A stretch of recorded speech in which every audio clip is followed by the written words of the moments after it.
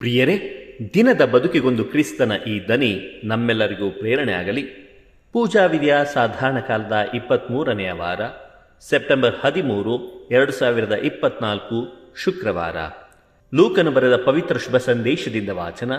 6ನೇ ಅಧ್ಯಾಯ 39ರಿಂದ 42ರವರೆಗಿನ ವಚನಗಳು.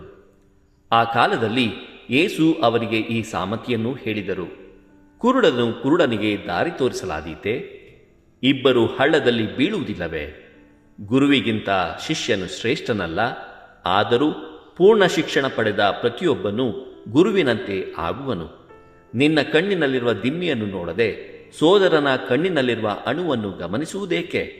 ನಿನ್ನ ಕಣ್ಣಿನಲ್ಲಿರುವ ದಿಮ್ಮಿಯನ್ನೇ ಕಾಣಲಾರದ ನೀನು, ತಮ್ಮ ತಾಳು, ನಿನ್ನ ಕಣ್ಣಿನಲ್ಲಿರುವ ಅಣುವನ್ನು ತೆಗೆದು ಬಿಡುತ್ತೇನೆ ಎಂದು ಸೋದರನಿಗೆ ಹೇಗೆ ಹೇಳಬಲ್ಲೆ?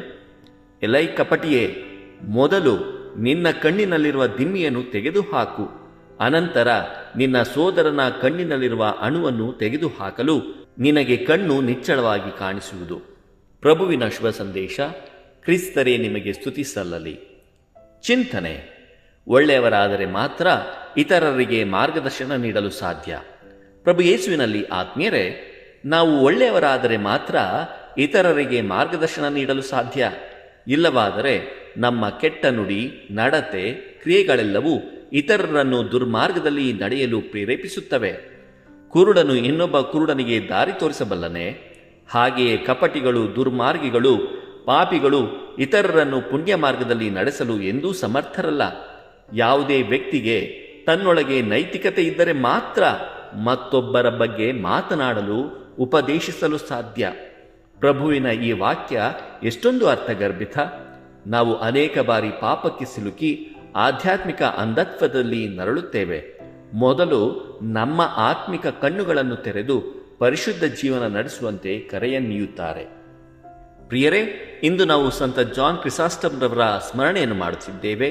ಇವರ ಕಾಲಾವಧಿ ಕ್ರಿಸ್ತಶಕ 349ರಿಂದ ಕ್ರಿಸ್ತಶಕ 407ರವರೆಗೆ.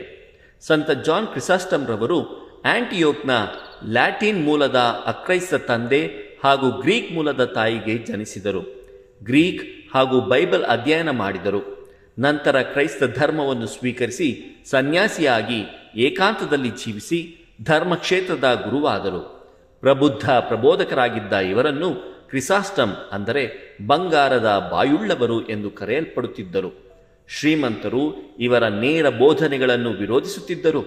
ರಾಜವರ್ಗದಿಂದಲೂ ಧಾರ್ಮಿಕ ವರ್ಗದವರಿಂದಲೂ ಸುಳ್ಳು ಆರೋಪಗಳನ್ನು ಹೊರಿಸಿದರು. ಇವರನ್ನು ಗಡೀಪಾರು ಮಾಡಲಾಯಿತು. ಸಂತ ಜಾನ್ ಕ್ರಿಸಾಸ್ಟಮ್ರವರೇ, ನಮಗಾಗಿ ಪ್ರಾರ್ಥಿಸಿರಿ. ದೇವರು ನಮ್ಮೆಲ್ಲರನ್ನು ಆಶೀರ್ವದಿಸಲಿ. ಇದು ಧ್ವನಿ ಮಾಧ್ಯಮ ಮನೆಯ ಕೊಡುಗೆ. ಧ್ವನಿ ವಂದನೆಯ ಸ್ವಾಮಿ ಶಾಂತಕುಮಾರ್ ಜೆ, ಬೆಂಗಳೂರು ಮಹಾಧರ್ಮ ಕ್ಷೇತ್ರ. ಪ್ರಿಯರೇ, ಈ ಚಾನೆಲ್ ಅನ್ನು ಸಬ್ಸ್ಕ್ರೈಬ್ ಮಾಡಿ ಪ್ರತಿದಿನ ದೇವರ ವಾಕ್ಯವನ್ನು ಆಲಿಸುತ್ತಾ ಅದನ್ನು ಇತರರೊಂದಿಗೆ ಹಂಚಿಕೊಳ್ಳಲು ನಮಗೆ ನೆರವಾಗಿರಿ. ಧನ್ಯವಾದಗಳು.